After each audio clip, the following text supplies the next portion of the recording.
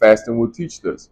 When you only remove and you go into a deficit, your body begin to do something different, right? It begins to start reaching and pulling, and sometimes it pulls back for the same things it's been doing for so long.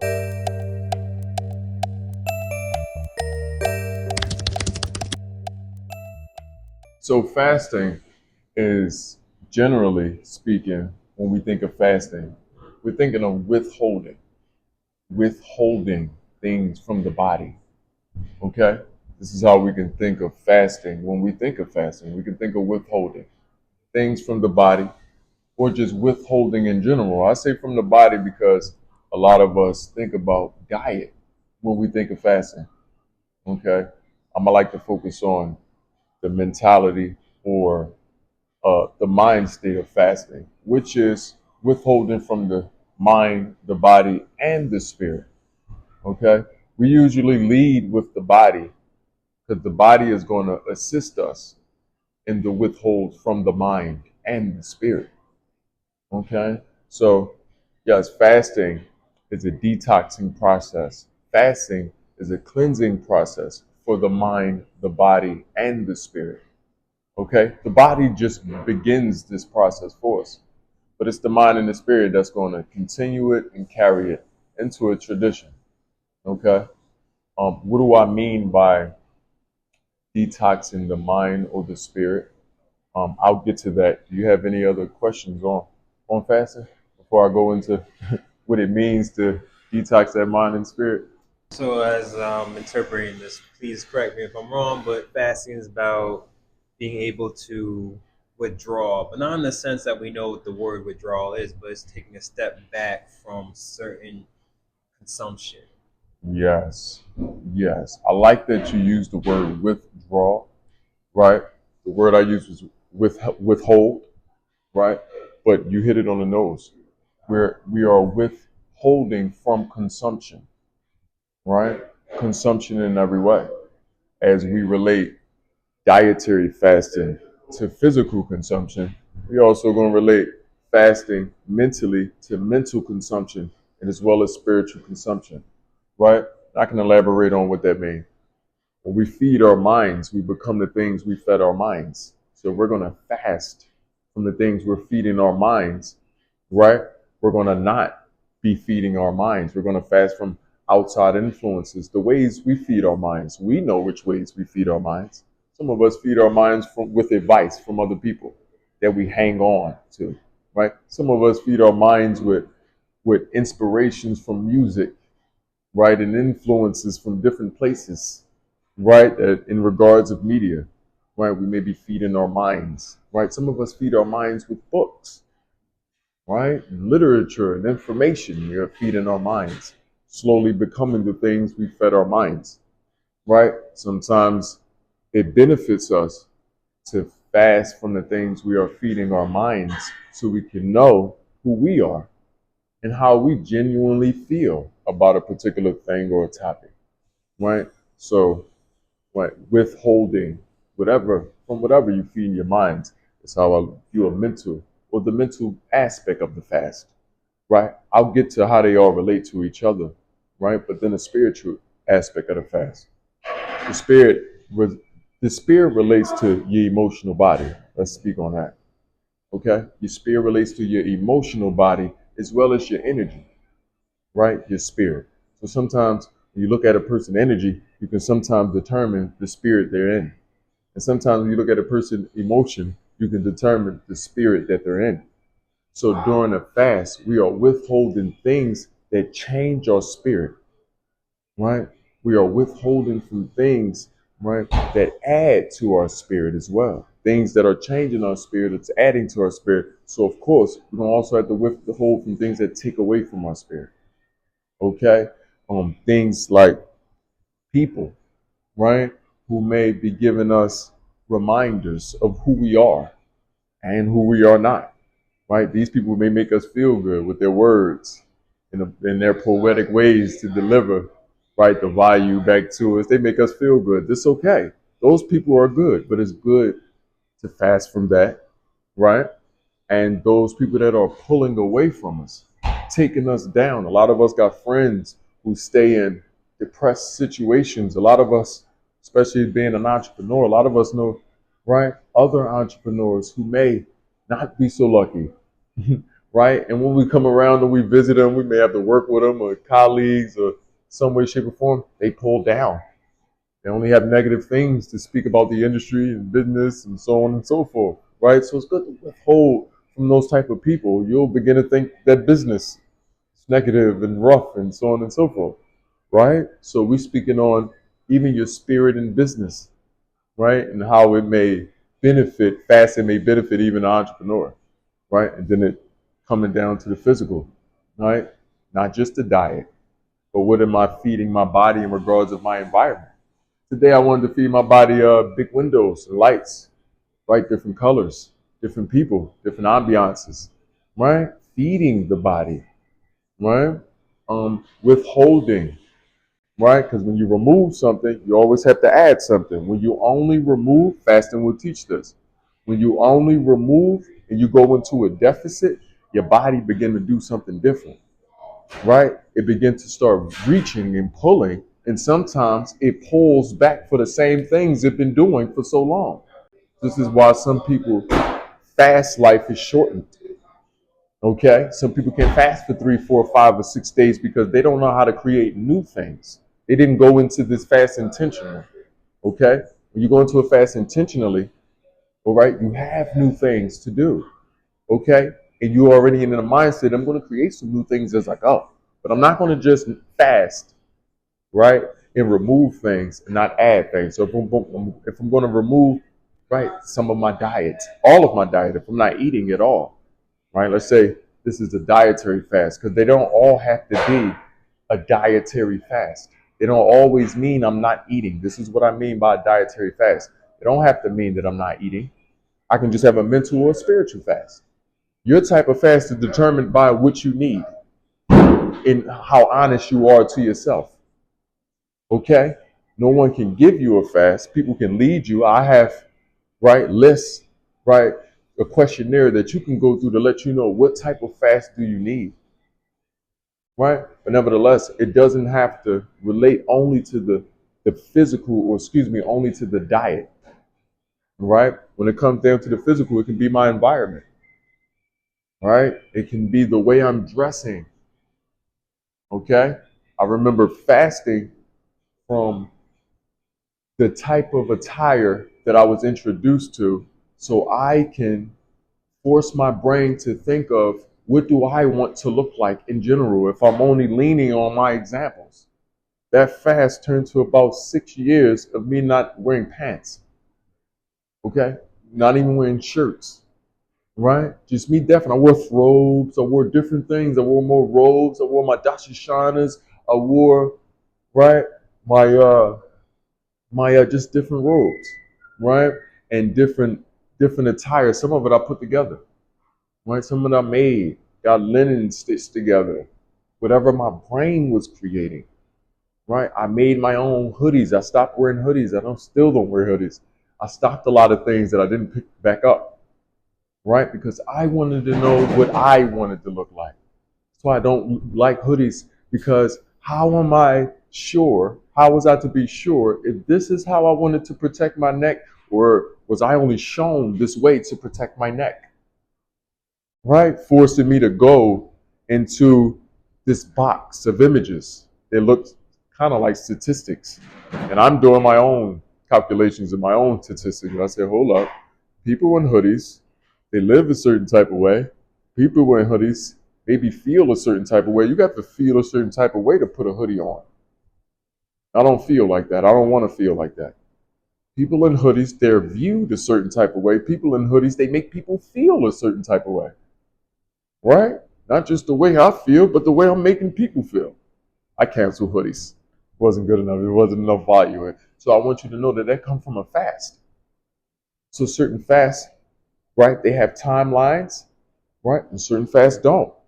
They have checkpoints. The ones that don't have timelines, they have checkpoints. Meaning, I may have intended to a fast for 3 days, may have intended to a fast for 9 days, 18 to 27, withholding my diet, right? But if I just wanted to fast from the diet without a timeline, I'm going to check in maybe every 3 days.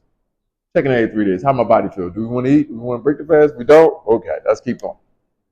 Right? Well, for me, for the hoodie thing, for profanity, for food, right? For a lot of things, they never stopped. I'm still on the fast. I just continued it. I stopped checkpointing as well. Just continued it. Okay? So yeah, that's how what I want us to know holistically about fasting and how it relates to us. Got any other questions? So just to follow up, so what I'm hearing is that there's phases in the fast. So we can get down to understanding what a fast could look like in a cycle. What I'm hearing is that first there is that detoxification phase that we were talking about, which is the withdrawal, the withholding. Then there's the openness phase where you start opening your mind, you're seeing more. Is there more steps that come after it? And so what does that look like for someone who's starting a new fast? Say if there's Okay. fasting from technology or from electricity or from just stuff in their brain with too many different ideas at once. Okay. So when I'm leading people through fasting, right? Not only do I have my questionnaires, right, but I have my day-to-day, right, itineraries for the fast, right? So people aren't lost within a fast because I'm aware that everyone doesn't know how to fast, right? And as a value giver, I wanted people to know how to fast, at least before I left the planet, right? Nevertheless, yes, there are different phases of the fast. A lot of this we can even research, right? But within my own experience, right, I found that these particular phases work best for all of us, right? We all go through these particular phases, right? Some may be more or less, some may be longer because we all have different bodies, right? Um, the withholding phase, right, is the first phase. This is the most important phase because a lot of people can't get over this phase to even start the next phase. Okay, so we're gonna go through withholding first, right? During the withholding process, your body's gonna go through a lot of things, but the biggest benefit of the withholding process, you get to approach your willpower and see it as it is. That's the first stage in fasting. You have to meet your willpower, right? The second stage, then you go into detoxing. Okay? When you approach the detoxing stage, your body will be approaching a different part in the process. You'll begin to feel more emotional because you're detoxing emotions. You're detoxing emotions because you are detoxing hormones. These hormones you felt from the food. These hormones you felt from your interaction with the devices. Okay? And as you begin this detoxing process, your immune system and your body will also begin to speak to you. Okay? They'll begin adding things on the list. Okay? And further assisting you with pushing things to the surface. So this become an emotional point. Things are all on the surface. You're draining. So tears, right? Maybe even some laughter, maybe even some anger. A lot of different emotions though. Just look at your emotions as your tears, as sweat. They just start coming to the surface. Right? That's why I teach us not to take all our emotions as concrete or as serious, because you won't be able to get through the fasting process. Right? So after you go through the detoxing process, right, and this window may vary. We don't know how cluttered your body was per se. So the window is going to vary. You are a determining factor of this window. Your body is going to be able to tell you, right? If we're detoxing, for example, and addiction is one of our causes, right? Our body is going to be able to tell us if this particular thing is all the way out of us or not. You'll be able to feel it, right? If your body is still reaching for the thing you're detoxing from, if I detoxing, or excuse me, if I'm fasting from food, right, and my body still wants to eat, I need to fast longer. The fast don't even begin till your body don't want the thing anymore. Okay? So we done went through the few stages, right? The withhold, the detox, right? We gotta go to acceptance. We gotta reach acceptance before replenishing. We have to. We have to replenish our body, but we first have to reach acceptance first. And during this acceptance part, this can, like I said, vary from person to person. But we have to come to this point as a sort of a checkpoint in our fast, right? I have to accept the damage that I've done. I have to accept what I've learned about my willpower. I have to accept what I've learned about my emotions and myself. And I have to accept the knowledge and the information that this has given me about my life and my environment. I have to accept all this new information right now before I continue. Okay? Because this is going to determine what I'm going to give my body. What I'm going to give my body as far as my replenishing process go. Now, first I have to start in the replenishing process. I have to start with of course, my essentials, right? My 102 trace minerals, they're first, right? We get a lot of that from sea moss. Okay, my 102 trace minerals. Then I also got to go through my vitamins, A through K, all of them, right? And I got to also go through the rest of my essentials, my vitamins, my minerals, right? I got to replenish the body for, right, all the things that it needed, right? All the things that I withheld from it, right? And I have to do this gently, right? Because the body's empty. I have to do this gently, right? And in doing so, I'm assisting the body with further cleaning out the colon, further cleaning out our gut, further cleaning out the large intestine, further cleaning out the small intestine, further cleaning out the gallbladder, further cleaning out, right, the spleen, further cleaning out the body in general as it relates to our abdominal, right?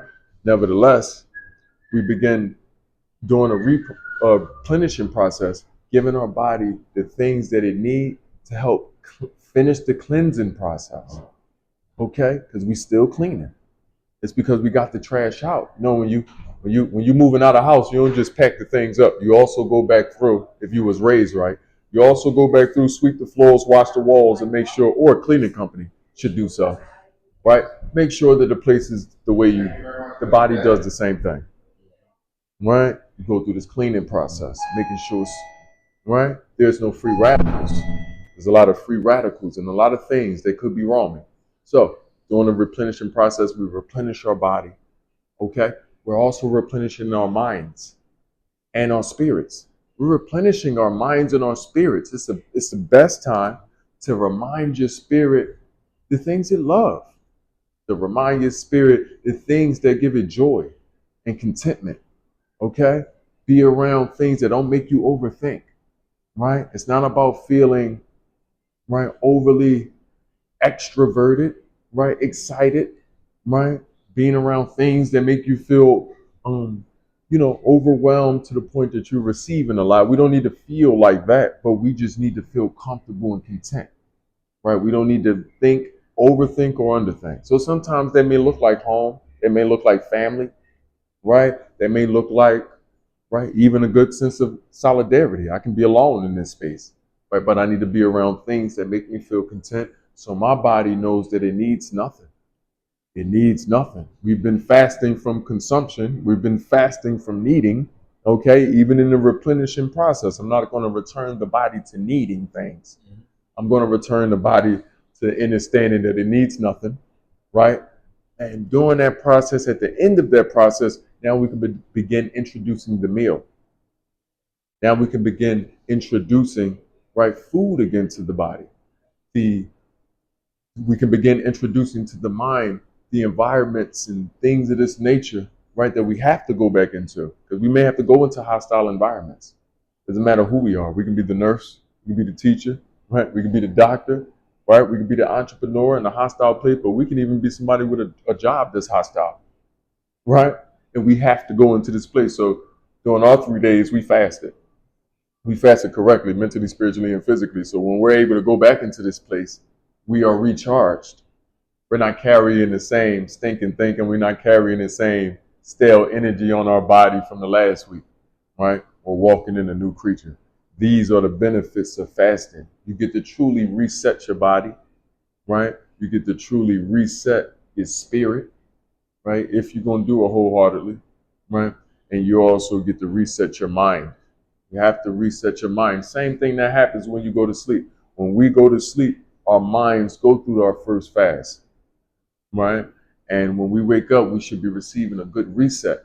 This is why I first recommend people to not rise in rumination, to not rise going into the back, right? To not rise thinking about yesterday, even though them thoughts are going to come up sometimes. But remember, you detox and they're supposed to come up. Let them go to the surface, right?